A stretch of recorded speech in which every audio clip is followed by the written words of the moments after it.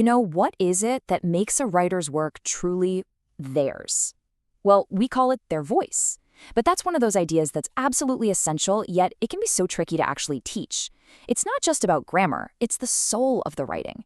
So how in the world do you teach something that personal? In this explainer, we're going to break down one really unique and powerful method.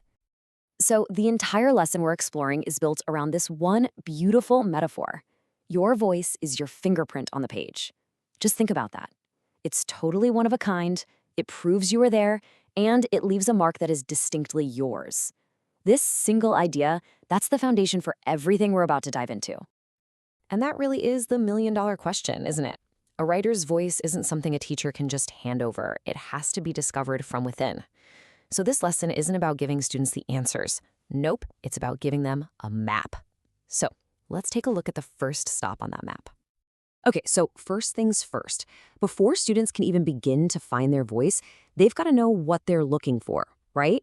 So this first part of the lesson is all about demystifying this big idea and turning it from something abstract into something really concrete. So here it is, the official definition. Author voice is the writer's personality, their attitude, their whole perspective just shining through the words they choose. Think about your favorite author for a second. I bet you could recognize their writing even if their name wasn't on the cover. That's voice. To make a big idea like voice something you can actually teach, this lesson gets smart. It breaks it down into its key ingredients. We're talking tone, mood, and style. You can think of these as the actual tools students can pick up and use to start shaping their own unique sound on the page. Now this is where it gets really cool. Look at this. All three of these sentences are about the exact same thing, a meeting, but wow, do they feel completely different. The first one is just dripping with sarcasm. The second one, it's optimistic, open-minded. And the third? That one's kind of whimsically tired, isn't it? It's the word choice that creates a totally distinct personality, a distinct voice for each one. So once the students really get the concept, how do they actually start doing it? This is where the lesson shifts gears, moving away from theory and into a really structured, hands-on method that's designed to build that writing muscle. And the method they use is just brilliantly simple. It's a 4-step loop. First, you pick an emotional target. Let's say you choose nervous. Then you write a short paragraph trying to capture that feeling. Next, and this is key, you get feedback from a friend. Is the voice clear? Does it feel unique? And finally, you revise, focusing on just one sentence to make it even stronger.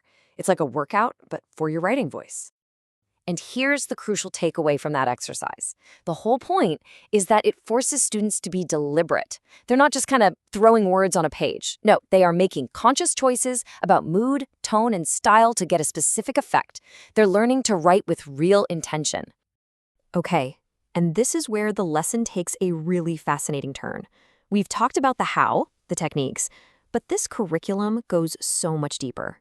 It connects the technical skill of finding your voice to a much more profound question. Why does our voice even matter in the first place? The lesson anchors this whole idea in a spiritual principle. It frames the act of writing, of using your voice, as this profound responsibility. The idea here is that our words really matter, so they should be chosen with care, with respect, and with a real commitment to truth.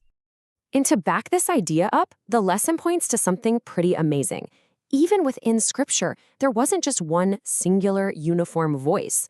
I mean, you've got Paul, who is urgent and logical. You've got David, the emotional songwriter. And then there's John, the poet. They all had their own unique fingerprint, their own style, but they were all pointing to the same truth. It's proof that you can be an individual and still be part of a shared mission. And this right here, this is the core message for every student. And it's just so empowering.